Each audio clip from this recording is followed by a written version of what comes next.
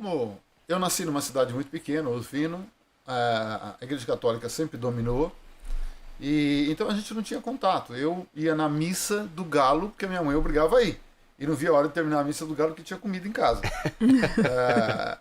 E vim para São Paulo. Nós viemos para São Paulo. Eu lembro que eu estava no 3º ano primário, devia ter aí quase 10 anos, não, 9 anos, que eu comecei com 6 anos no primeiro ano. E quando nós viemos, eu estava na metade do 3º ano primário.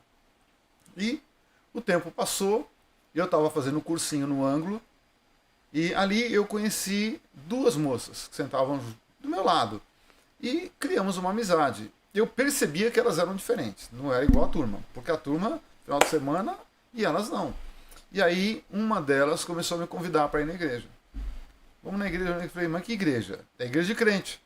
Então já falei, não dá certo, né? Imagina, 17 anos, tinha o meu carro, né? Não falo para ninguém fazer o que eu fiz, né?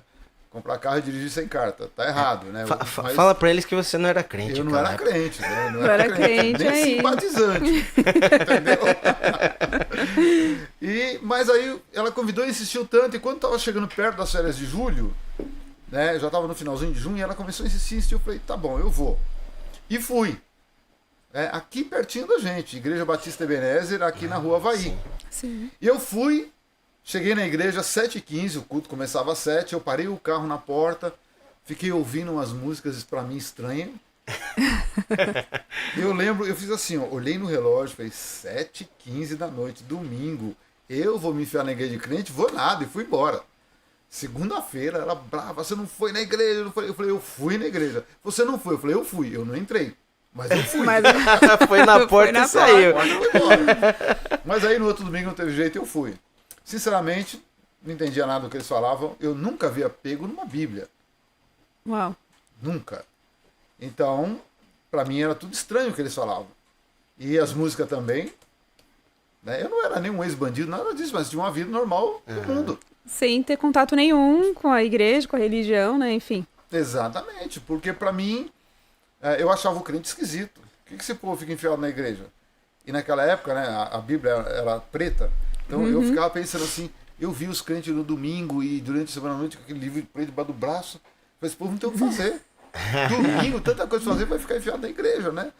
E então o crente era meio esquisito. Mas o tempo passou, depois de 3 meses na Igreja Batista, sem entender nada. Então eu vivia uma vida normal no mundo e ia pra igreja no domingo. Ia pra igreja no domingo. Até Fazia aí, uma visita. Uma visita, né? Mas eu comecei a ser um simpatizante da igreja. O ambiente era legal, o pessoal bacana. Falei, bom, pode ser que dê alguma coisa aqui. Mas depois de 3 meses, num sábado, eu estava chegando de um baile. E eu guardei o carro, subi, morava num sobrado, e eu fui dormir. Já era tarde, já era 2 para 3 horas da manhã. Eu deitei na cama e eu não conseguia dormir. De repente uma voz, mas assim uma voz audível, como nós estamos conversando. Essa voz falou para mim, cadê teu futebol? Porque nessa época eu jogava bola. Cadê teu futebol? Eu ainda respondi. Futebol agora é de madrugada. Cadê teus amigos? Sei lá. Cadê teu carro? Falei, tá na garagem. E aí aquela voz diz assim, você não tem nada, você é vazio. Você pensa que você tem uma carreira no futebol, você pensa que você tem carro, que você tem amigos, mas você é vazio, você não tem nada. E eu começo a chorar. E choro, compulsivamente chorando, não conseguia parar. E aí aquela voz, ela foi muito clara. Você vai me servir. E depois, no outro dia que eu comecei a conversar com o Oswaldo, que era primo dessa menina que me levou para a igreja, e ele me explicou o que foi. Você se converteu.